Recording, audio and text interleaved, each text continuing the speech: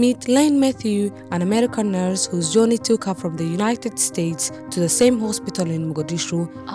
My name is Lynn Matthews. I'm from Los Angeles, California.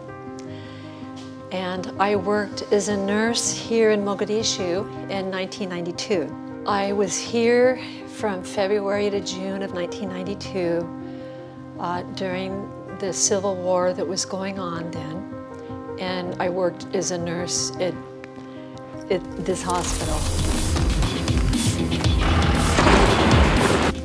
This apple tree, planted in the garden of Erdogan Hospital in Mogadishu, tells a history of compassion that transcends time and borders. She encountered Leila, 12-year-old girl whose courage and innocence will forever change her.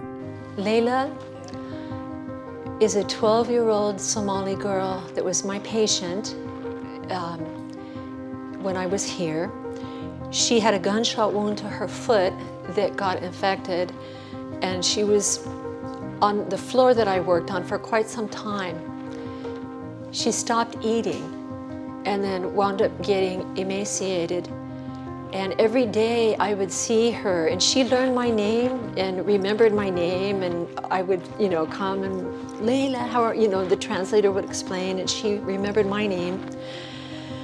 So one day, through the translator, I told her, Leila, please, you've got to eat something. Isn't there something that you would eat? You've got to eat.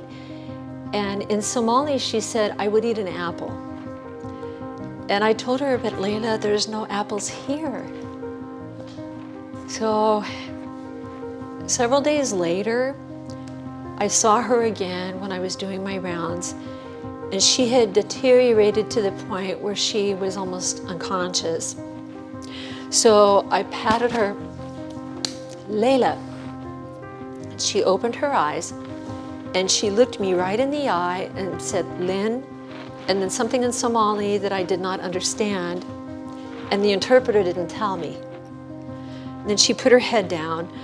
So the Somali nurse went to go get an IV to come back and start on her, and I left the room to the next room with the patients. When the Somali nurse came back in, she had just died. So they called me back to the room, and I realized that whatever she had just said to me was the last thing she said right before she died. And I really wanted to know, what did she tell me? And the interpreter said what she had told me. Lynn, I know you. Where's my apple? I am going to die. Goodbye. Leila's final words have haunted Lynn for 32 years, determined to honor her memory and the countless children lost. That was in April of 1992.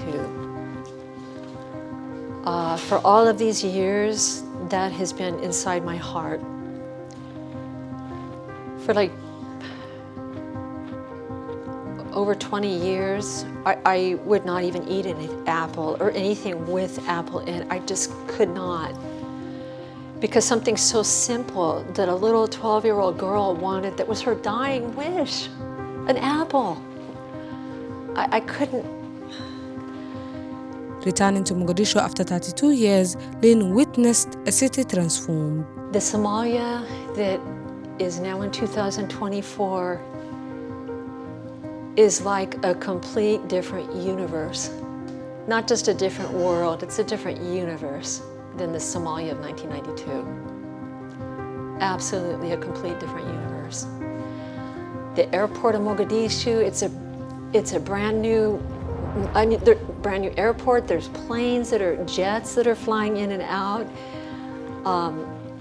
Thanks to Visit Mogadishu being able to help facilitate this, and Mr. Ashraf, who is in charge of Erdogan Hospital, I have been able to come back here to Mogadishu, and we have planted 4 baby apple trees here at the hospital, this brand new Erdogan Hospital, which is where Digfer Hospital used to be.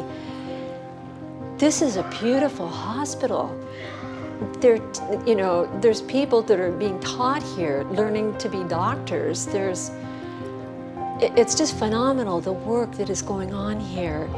Lynn Matthews' journey reminds us all that the bonds we form and the memories we honor are what truly endure. In the memory of Leila and for all the children who have left us too soon. Because I don't want Leila to be one more nameless child that has died in Somalia. Leila, I want her to be remembered. She's in my heart and will be there for the rest of my life. And to me, this is the very least that I could do, is to come back here to Mogadishu at the place where she died, and something so small that was her dying wish. For her memory, we could plant 4 apple trees for her and for all the children in Somalia that have died.